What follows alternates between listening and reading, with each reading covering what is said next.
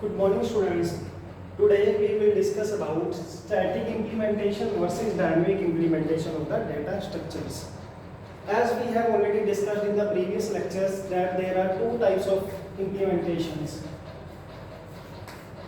दो तरह की हमारे पास इम्प्लीमेंटेशन है डाटा स्ट्रक्चर्स की. एक है हमारे पास स्टैटिक इम्प्लीमेंटेशन और एक है हमारे पास dynamic implementation. Static implementation basically क्या है, जिसमें हम statically means starting of the program में स्टैटिकली ही मेमोरी को एलोकेट करवा देते हैं किसी भी प्रोग्राम को. और डायनेमिकली में क्या है, हमारे पास जब प्रोग्राम हमारा रन रहा होता है तो उसके अकॉर्डिंग ही हम मेमोरी उसको प्रोवाइड करते पाते हैं कि कितनी उसको मेमोरी की रिक्वायरमेंट रहेगी. So we will in today's lecture we will discuss one by one all the two techniques. The very first technique is the static implementation of the data structure. तो ना जैसा नाम से क्लियर है, इसका static implementation mean जो हमें memory इसको स्टैटिस्टिकली इम्प्लीमेंट प्रोवाइड करवाते हैं. मेमोरी इज एलोकेटेड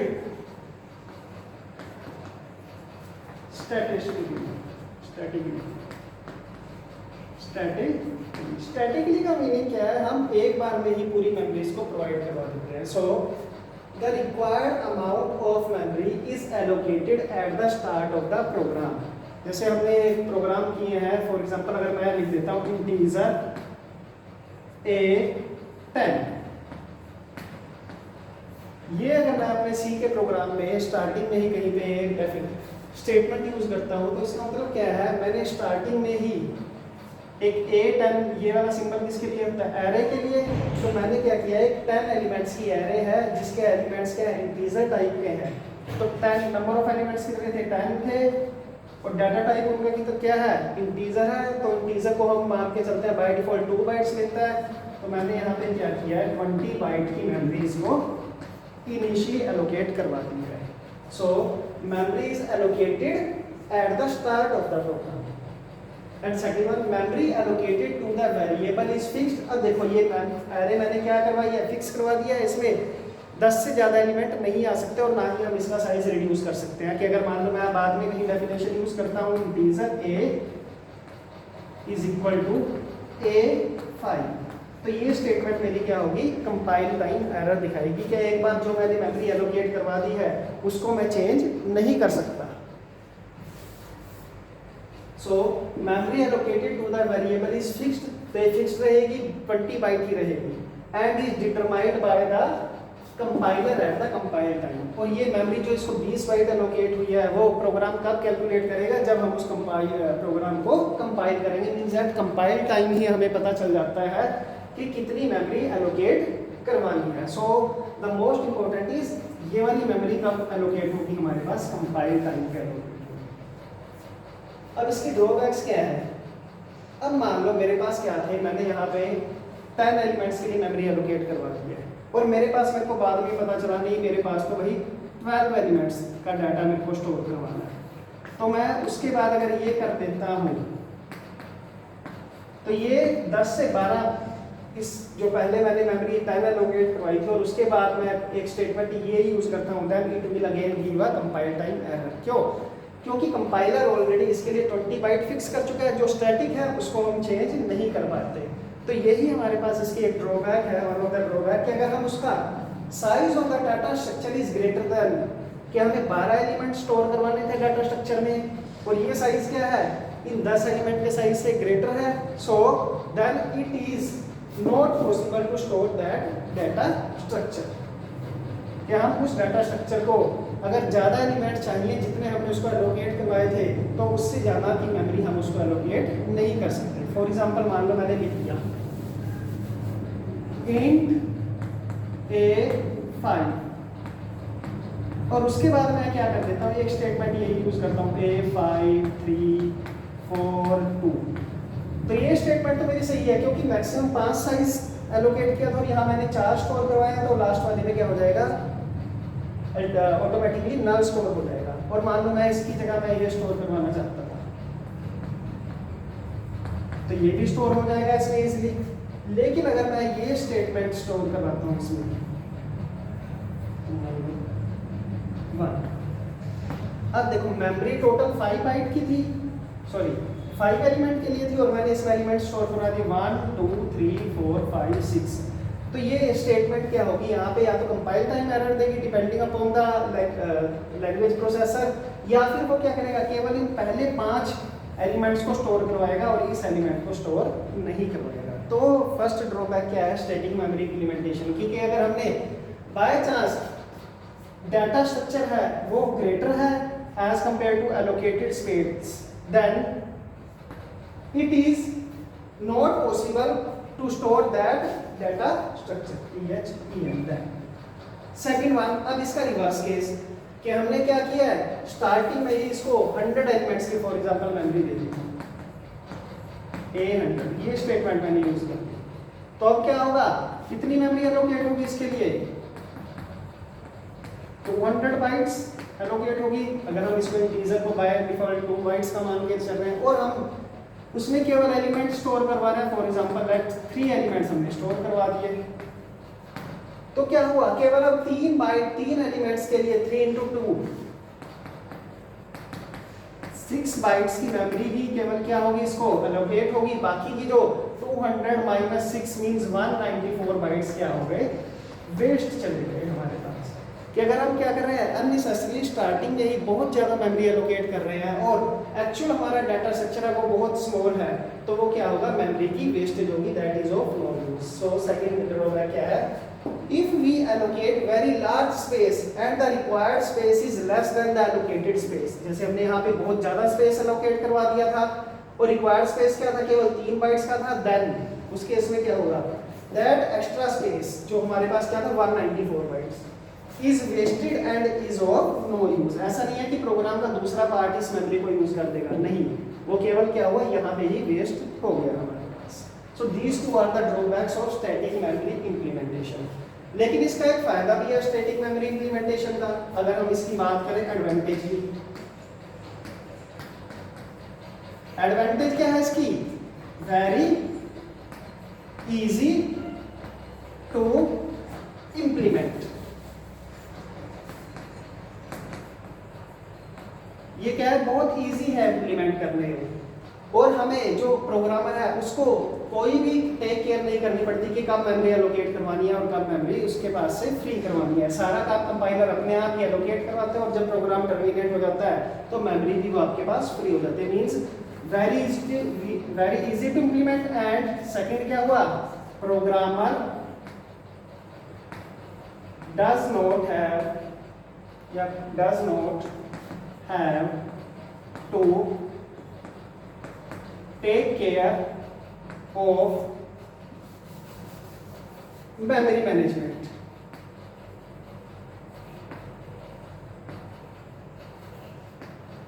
कि प्रोग्रामर को मेमोरी मैनेजमेंट के लिए कोई भी टेक केयर नहीं करनी, वो सब कुछ क्या होगा, ऑटोमेटिकली होगा हमारे पास।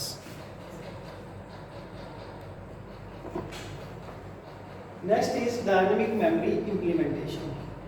इसको हम क्या बोल देते हैं, रन टाइम मेमोरी मैनेजमेंट भी बोल देते हैं। क्यों, क्योंकि हम जो भी मेमोरी एलोकेट होगी वो क्या होगी, रन टाइम पे होगी। फॉर एग्जांपल जैसे स्टैटिक इंप्लीमेंटेशन की बात करें तो वो क्या थी हमारे पास, कंपाइल टाइम मेमोरी मैनेजमेंट थी। क्यों, क्योंकि जहाँ भी वहाँ पे मेमोरी एलोकेट होती थी कंपाइल टाइम पे, और यहाँ पे मेमोरी एलोकेट होगी रन टाइम पे। So it is called run time memory management also.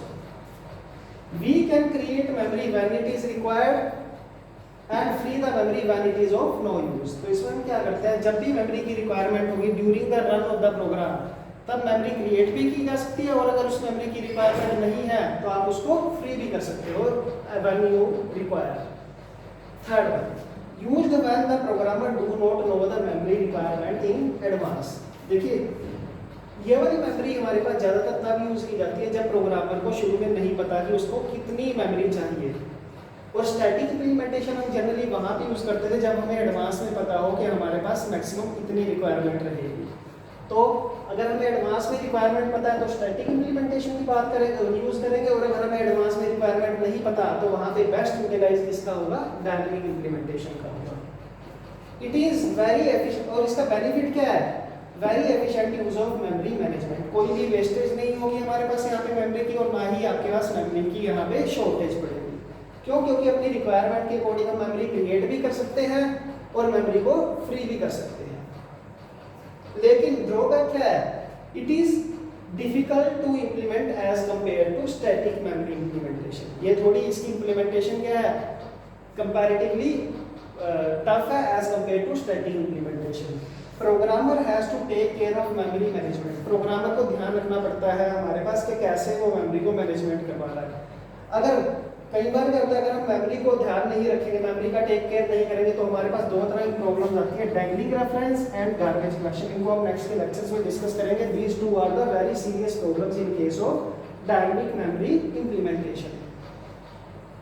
अब in C language dynamic memory implementation और management is handled with the use of following functions। C language में हमारे पास ये चार functions हैं जिनकी हेल्प से हम dynamic implementation को handle करते हैं। The very first function is malloc function, second one is calloc function, third one is realloc function and fourth is free। ये जो दो function हैं ये यूज होते हैं हमारे पास मेमोरी को जनरेट करने के लिए, जनरेट या एलोकेट करने के लिए। और जो रीएलोकेट है ये मेमोरी को रीसाइज करने के काम आता है, रीसाइज ऑफ एलोकेटेड मेमोरी। और free function as the name describes, ये क्या करता है, जो आपने मेमोरी क्रिएट की थी उसको फ्री करवाने के लिए यूज होता है। और C++ में इसी के हमारे पास रिजल्ट फंक्शन है डिलीट फंक्शन, वहां पे हम डिलीट फंक्शन का यूज करते हैं जो हमने मेमोरी जनरेट करवाई थी।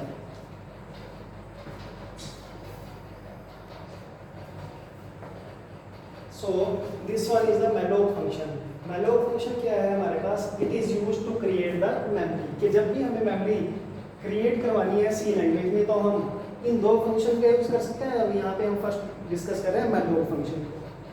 Second one, if the request is granted then a pointer to that memory block is returned। कि अगर हमारे पास मेमोरी अवेलेबल है और हमने ये वाला फंक्शन यूज किया और उसको अगर वहाँ पे मेमोरी एलोकेट हो जाती है तो क्या होगा, हमारे पास उस मेमोरी ब्लॉक का जो एक फर्स्ट मेमोरी होगी उसका एक पॉइंटर आपके पास रिटर्न होगा, और अगर वहाँ पे मेमोरी आपको एलोकेट नहीं होती तो null pointer is return. Third one, generated block of memory is typeless. कि हमारे पास क्या था, फॉर एग्जांपल हम मानते हैं that this one is our memory, एक हाइपोथेटिकल व्यू हम लेके चल रहे हैं। हमने क्या किया, मान लो ये वाले चार ब्लॉक, ये वाले दो ब्लॉक्स की मेमोरी रिक्वायरमेंट की थी और malloc फंक्शन से ये हमें अलॉट हो गई। तो हमारे पास क्या होगा, अब ये इसका फर्स्ट पॉइंटर हमें रिटर्न होगा और इसका कोई भी मीन्स हम अब इसमें कुछ भी स्टोर करवा सकते हैं, इंटीजर, कैरेक्टर, फ्लोट के टाइपलेस है हमारे पास। So type casting is generally used to use that memory. तो इसलिए हम क्या करते हैं, वहाँ पे टाइप कास्टिंग यूज करते हैं इस मेमोरी को यूज करने के लिए कि हमने इसमें यहाँ पे इंटीजर स्टोर करवाना है या कैरेक्टर स्टोर करवाना है या फ्लोट। जो मेमोरी एलोकेट होगी ये हमारे पास टाइपलेस होगी, इसीलिए हमारे पास यहाँ पे टाइप कास्टिंग अगेन रिक्वायरमेंट पड़ेगी। सिंटैक्स क्या है इसका, देखिए सिंटैक्स क्या है, इसमें एक पैरामीटर होगा यहाँ पे और उस पैरामीटर में क्या होगा, number of elements into size of one element. तो हम क्या यूज करेंगे, malloc function with one parameter. बेशक ये दो चीजें हैं लेकिन इनका रिजल्ट तो क्या आएगा, एक ही आएगा। क्यों, क्योंकि आपस में क्या है, मल्टीप्लाई है। अगर कोमा होता तो इसका मतलब ये दो पैरामीटर थे। तो पहला पैरामीटर क्या है, फर्स्ट पैरामीटर में number of elements into size of an element. अब देखो हम लेके चलते हैं, मान लो हमें क्या करना था, 10 इंटीजर्स के लिए एक मेमोरी रिजर्व करवानी है। तो 10 इंटीजर्स के लिए मेमोरी कैसे रिजर्व होगी, देखो हमारे पास नंबर ऑफ एलिमेंट्स कितने, पहले तो हम क्या करेंगे, फंक्शन का यूज करेंगे malloc, उसके बाद क्या यूज करेंगे उसमें, नंबर ऑफ एलिमेंट्स। कितने नंबर ऑफ एलिमेंट्स हमें चाहिए, 10, तो हमने यहाँ पे क्या लिख दिया 10 into size of one element. तो साइज ऑफ वन एलिमेंट हमें मालूम नहीं है लेकिन हमें पता है कि हमें इंटीजर के लिए लोड करवानी है, तो वहां पे हम लिखेंगे size of, bracket size of क्या होता है, ये एक फंक्शन है, ये क्या करेगा, कैलकुलेट करेगा कि इंटीजर का साइज कितना होता है। तो उसके अकॉर्डिंग ये क्या करेगा, 10 इनटू साइज ऑफ इंटीजर, ये हमारा सिंटैक्स बन गया। अब देखिए जैसे हमने कहा था ये वाली जो मेमोरी एलोकेट हुई है इसका क्या हमें एक पॉइंटर मिल जाएगा और जो क्या होगा, टाइपलेस होगा। तो हमें इसको यूज करना है किसके लिए, इंटीजर के लिए। तो हमें इसकी क्या करनी पड़ेगी, टाइप कास्टिंग। तो टाइप कास्टिंग के लिए हम आगे इसका यूज करेंगे int स्टार। ये क्या है, पॉइंटर्स की टाइप कास्टिंग के लिए, कि ये वाली जो मेमोरी एलोकेट हुई है इसका जो पॉइंटर है वो क्या होगा, एक इंटीजर टाइप का पॉइंटर होगा। और ये पॉइंटर है, तो इसको हमें क्या रिटर्न हुआ है और इसको हमें क्या किसी वेरिएबल में भी स्टोर करवाना पड़ेगा, तो हम अपनी तरफ से एक वेरिएबल ले लेते हैं लेट इंटीजर स्टार p। इसका मतलब क्या है, p एक पॉइंटर है, इंटीजर स्टार का मतलब क्या है पॉइंटर, तो p क्या है एक पॉइंटर है और किस टाइप का इंटीजर टाइप का, तो ये बन गया हमारे पास p में हम रिटर्न करवा दी। सो ये स्टेटमेंट बन गई हमारी। एक बार दोबारा देखिए मैलोक फंक्शन, इसमें पैरामीटर क्या पास किया, नंबर ऑफ एलिमेंट जितने चाहिए आपको into size of that element, और उसकी टाइप कास्टिंग इंटीजर टाइप है तो इंटीजर कर दिया, कैरेक्टर है तो कैरेक्टर है, एरे है तो एरे हो जाएगा, स्ट्रक्चर है तो स्ट्रक्चर, जैसा भी आपको नोड चाहिए मेमोरी चाहिए, और उसको आप एलोकेट करवाओगे किसी पॉइंटर में, और वो भी पॉइंटर क्या होना चाहिए इसी के टाइप का। इसका टाइप क्या है इंटीजर्स, तो हमने क्या किया इंटीजर स्टार p, और p में क्या करवा दिया हमने, तो this one is the malloc function. अब ऐसे ही हमारे पास है कैलोक फंक्शन, दोनों सिंगुलर है, जस्ट नंबर ऑफ पैरामीटर्स का फर्क है। Again, it is used to create the memory. If the request is granted, then a pointer to that memory block is returned. Otherwise, null pointer is returned.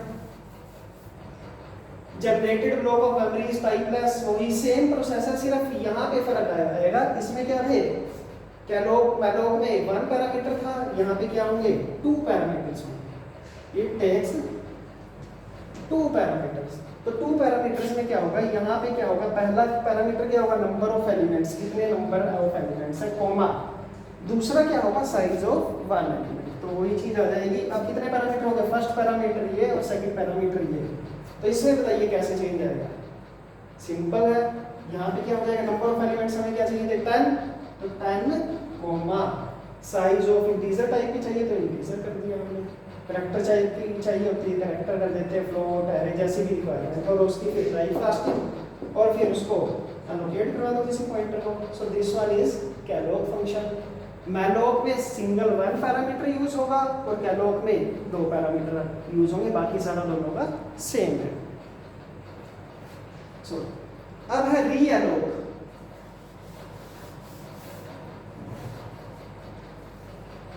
रीएलोक क्या है,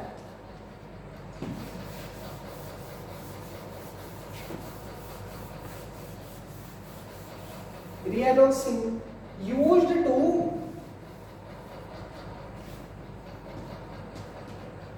resize the memory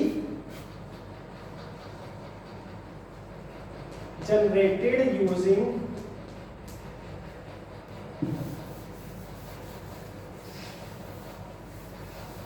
Calloc or Malloc function. कि जब आपने एक बार memory generate करवा दी कैलोक या malloc का use करके, और आपको बाद में पता चला कि मेरे को क्या करना है मेमोरी को चेंज करना है, उसका साइज बढ़ाना या घटाना, तो हम वहां पे यूज करेंगे रीएलोक। तो और इसका सिंटैक्स क्या है, रीएलोक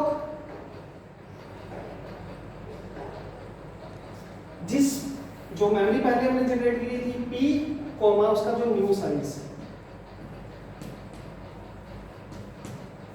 और उसी पॉइंटर में हम वो रिटर्न करवाएंगे। फॉर एग्जांपल देखिए, जैसे हमने एक ये स्टेटमेंट लिखी थी इससे पहले, integer star p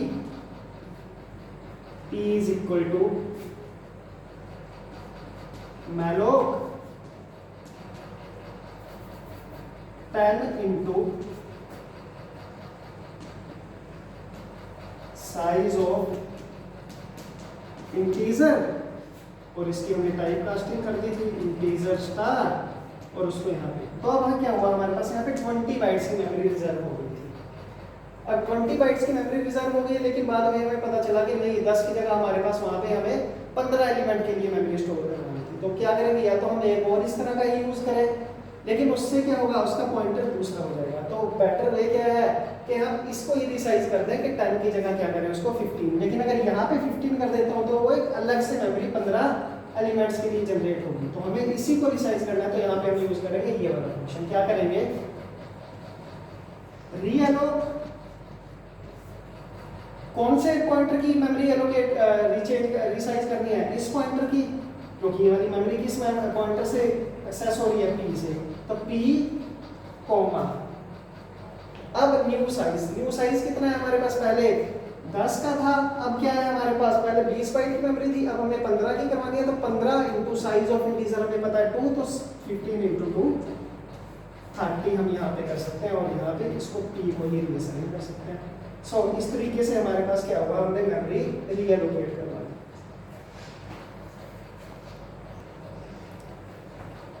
The next and the last function is the free function. Free function नाम से क्लियर हो रहा है, used to free the memory generated using malloc, calloc और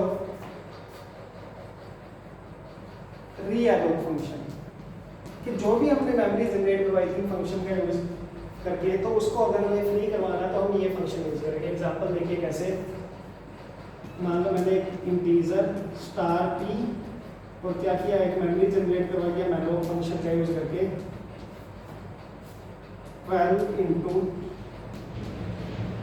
साइज ऑफ इंट